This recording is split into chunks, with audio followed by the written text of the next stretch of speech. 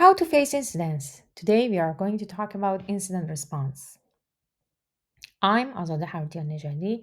I have a PhD in modeling cognitive science and I work in a cybersecurity field, different kind of a cybersecurity field for over 15 years. And right now I'm teaching in the universities and also I'm a consultant. I'm a consultant in cybersecurity. Today we are going to talk about the incident response lifecycle. There are different type of security incidents, and in future we are more talk about how to build an incident response team, and then understand the key process tools and reporting requirements. And but today, who knows what is an incident? Okay, but the definition of a incident is any type that threaten the confidentiality, integrity, and availability. It means that if the data is leaked, or if there is some kind of modifications, or the service system, or any kind of a asset that is important for the organization is unavailable. So there are different kind of incidents like in malware infection, DDoS, in insider threats. We are going to talk about some of the common threats. Malware, which includes virus, worms, and trojans designed to damage or steal data. One of the controls to prevent to get a malware is have an antivirus or endpoint protections. Phishing is very common. Is a deceptive email or message aimed at stealing sensitive information through impersonations. They send an email with a malicious link. They get some information. Sometimes they want to steal the credential or bank accounts informations.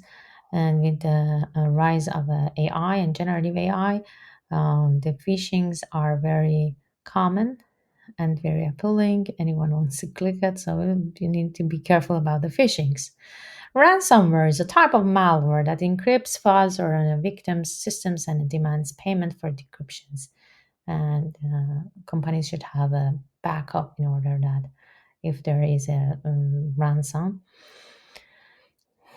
And another type of a threat is a denial of service, or the different kind of is a distributed one, which means overwhelm systems with the traffic to disrupt services and operations. So, what is an incident response? It's a coordinated approach to handle and mitigate risk incidents, and the goal is to minimize the impact, restore operations, and prevent recurrence.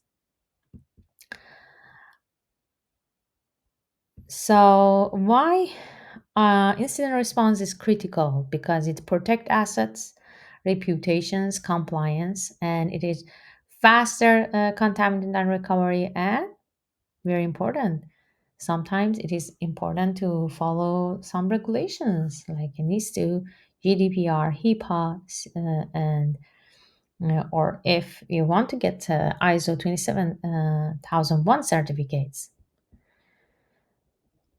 So, in order to have a very comprehensive approach for the incident response, first of all, we need to have a documents and policy. So, in every policy, you need to define a scopes, roles, and responsibility of a teams, and like an organization chart. And it should be approved by the management. If the management doesn't approve it, it doesn't have a credibility, and it should support legal and audit readiness, for example, for the ISO 27001. And there are different kind of incident response and recovery strategies. In order to define this strategy, first of all, we need to develop an incident response plan.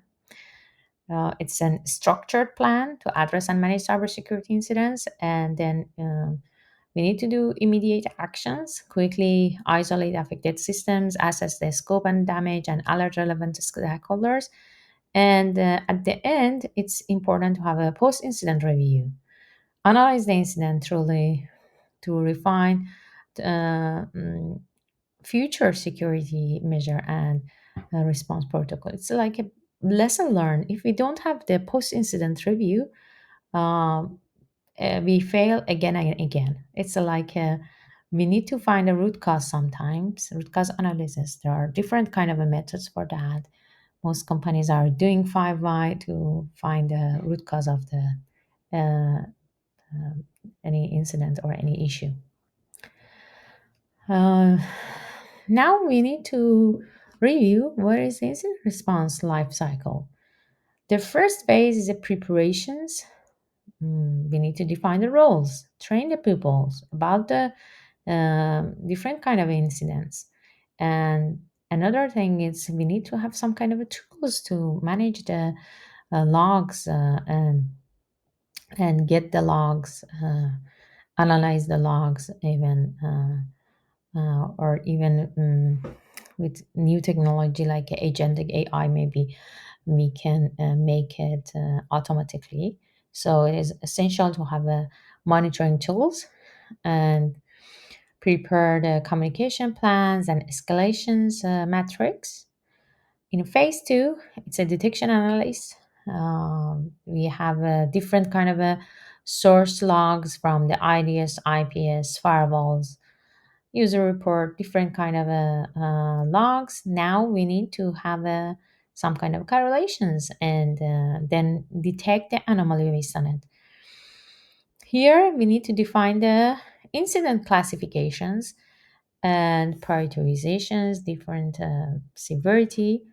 It can be based on assets, and if it's on over internet or if it's used local, it should be defined. In the phase three, it's a contaminant eradications and recovery.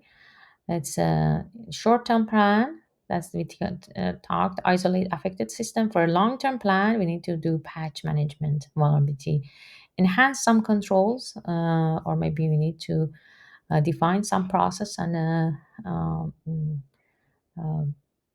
place new tools to detect some incidents.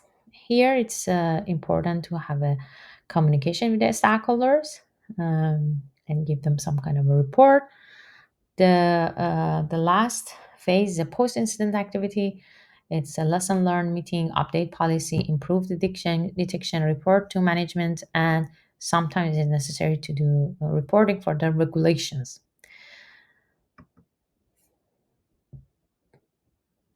In this course, we talked about the incident response.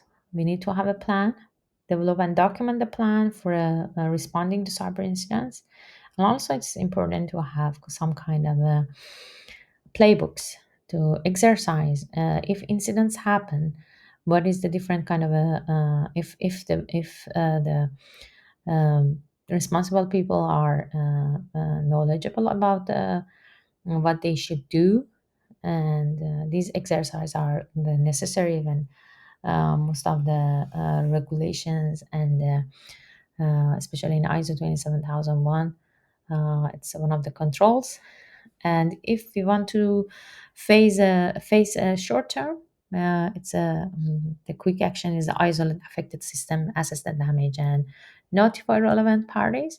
For the long term plan, we need to check if we have the patch management, vulnerability management, and enough controls, and do the root cause analysis. For a post incident review, it's, as I said, it's a root cause analysis, analyze the incident to improve for future defense and response strategies.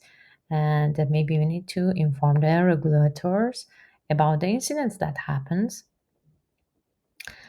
And it is important to follow the whole incident response life cycles. In the upcoming courses, we are going to talk about different kind of tools, how we can make a team for incidents response, and how agentic AI can support this and automate some part of it, but we cannot eliminate the human. Human should be in the loop, and how AI can help and facilitate the whole process of an incident response. And let's see if you have any questions. You can put it here in the comments, and And if you like these kind of courses, let me know. Thank you so much. Bye bye.